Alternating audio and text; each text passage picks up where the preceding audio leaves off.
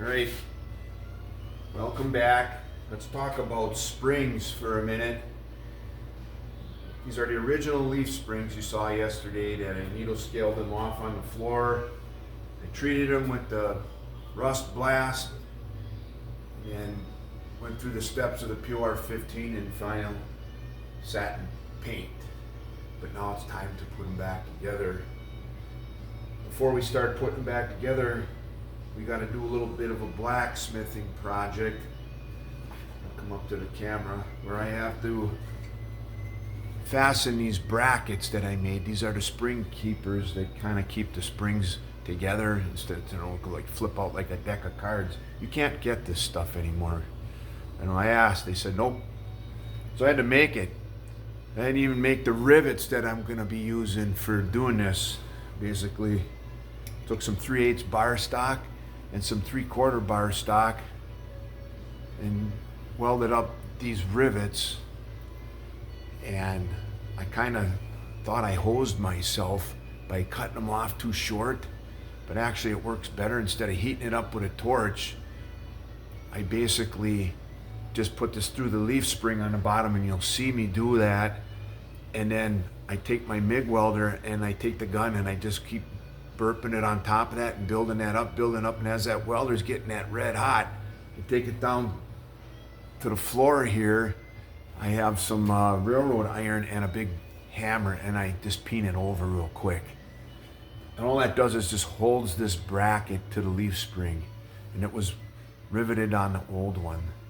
But that's basically what we're gonna be doing here right now. I'm gonna get set up and I'll make a video as we're doing that, and then I'll show you how this goes together quick.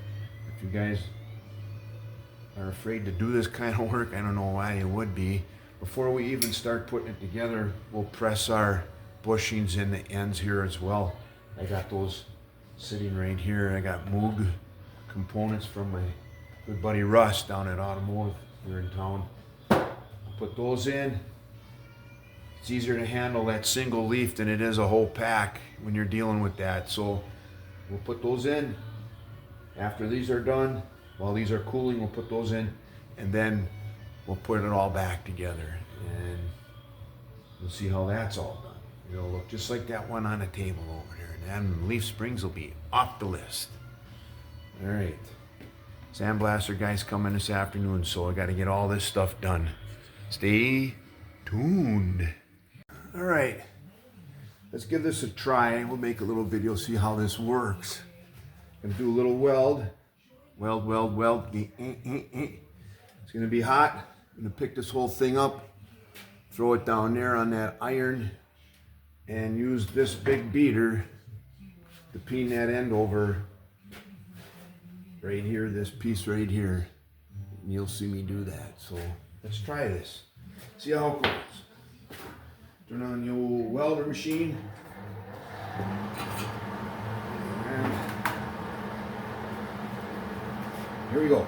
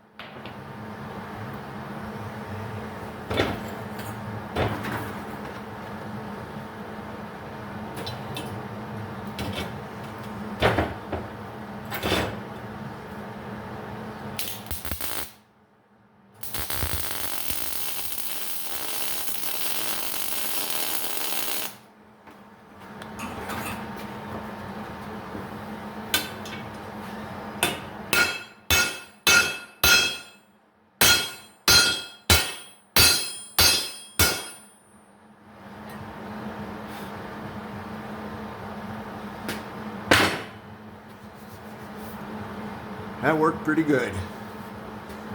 That's what it looks like when it's riveted on there.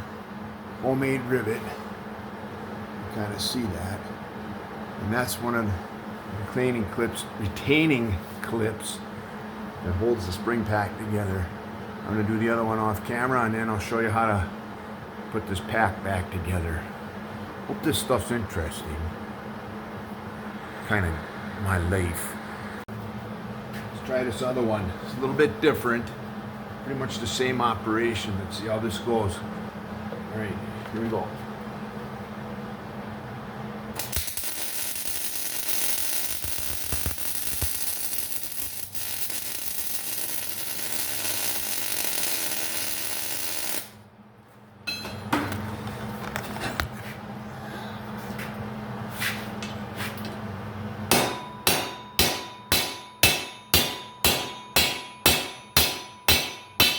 Perfect. That one turned out better than the first one. Sorry about the camera being bumped, but I'm new to this. The struggle is real, guys. Every time. You're thinking you got it all figured out. No, you don't. So that's putting the rivets on. Next we'll move into putting them together. See how that goes. Okay, so now we're going to press L bushing in. This is being the passenger side. We're doing they go in from the curb side of the spring. So I've pre-staged a socket like this. The plan is to push it in the vise and push it in to a certain point where this starts coming in close to contact with the vise. Pull this back, put this socket on the spring, and it allows it to go so that this will shoulder up. Let's just see how it works. So I got my spring right here. Let me tell you, it's a lot easier to do this if you break them and then do them like this. Single leaf is a lot easier to handle. So basically, and it seems kind of cumbersome because it can be, but you know, like I told you before, this is kind of like what your garage is going to look like. Okay, guys? It isn't going to be like Chip Foose's garage. All right, it's going to look like more like this. You got the kid's bike over there in the corner, needs the chain put back on. You got wife's got something from the house that needs fixed. You got the car in the garage. You ain't got all this room, right? So basically what you're doing here is you're squeezing this in. It goes. It doesn't go like butter. But you don't want it to go like butter. And the plan is to squish this down in there. After a while it just kind of goes real easy like. But right now, it kind of, the struggle is real. But if you got a vise, this is a standard Craftsman vise that I bought at the Sears store when it was still in Manitowoc. They just tore that mall down. That's where I bought it. I had it for like ever. And I put it on top of my welding bench. Because I kind of figured, this being the biggest vise I got, I have a vise on every workbench over here. I think they're all Craftsman.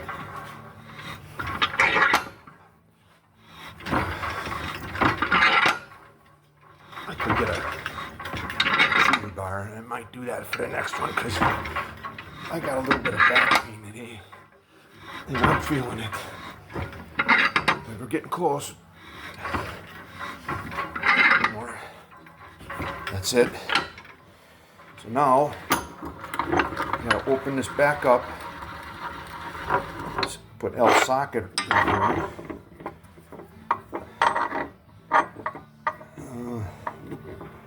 I think maybe I might want a bigger one. Hang on. Get a bigger one. Go over here to the old toolbox. It's the same exact size.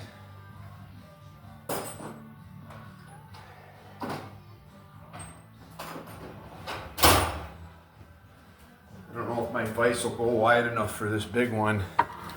Otherwise, I'll just have to pound her back. See, it's strong. It should go. There we go. Oh. Let's just push her the rest of the way in there. There you go.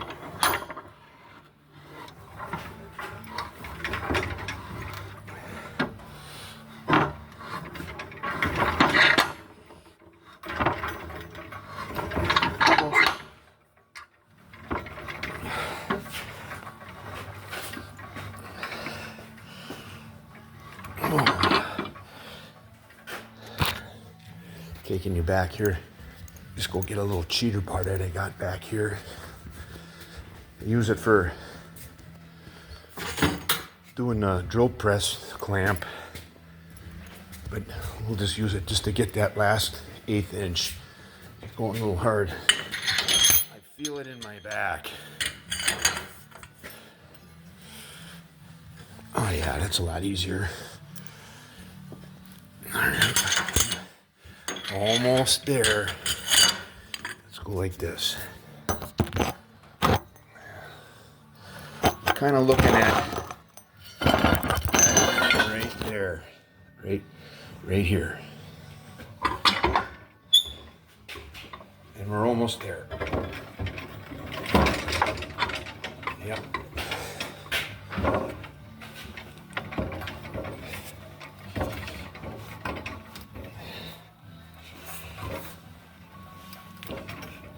All right. We'll see how that goes.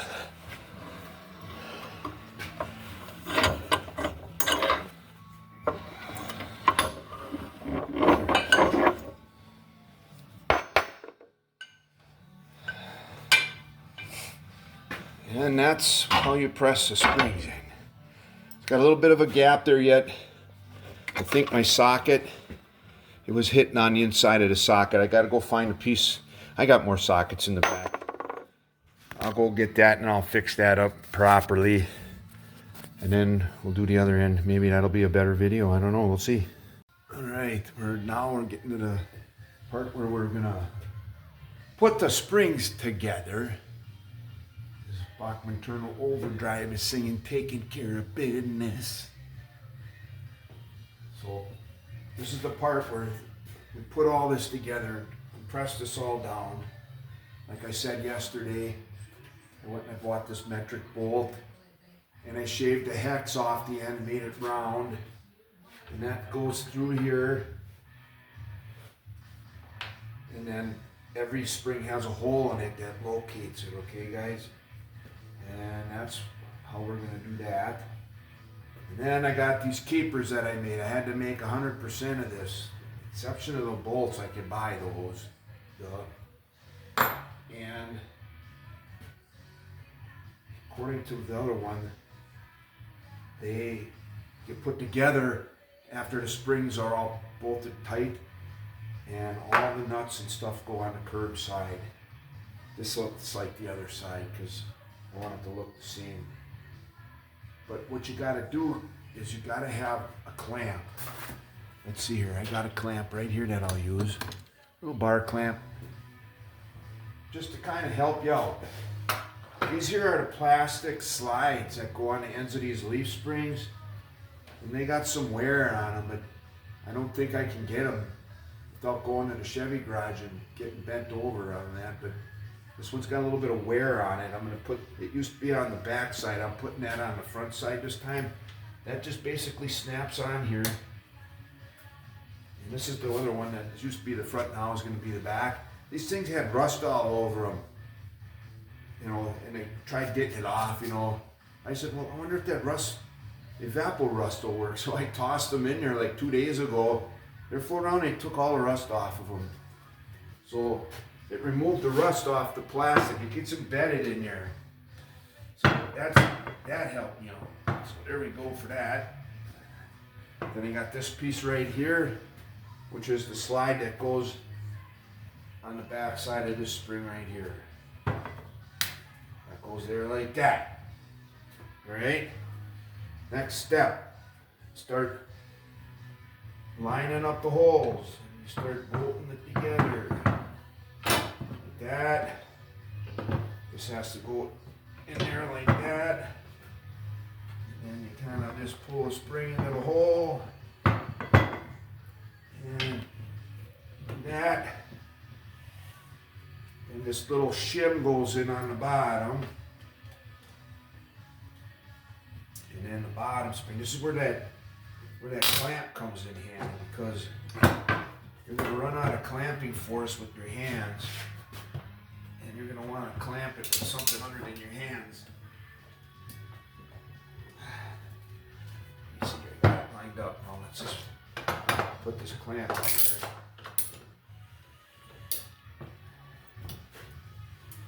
We'll just do this quickly.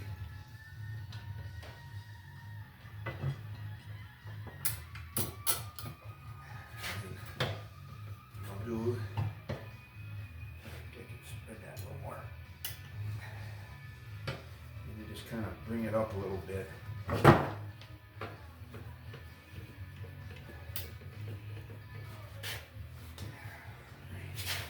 Now, great. I need a little tapper here. Just there's paint on the hole on the inside, so.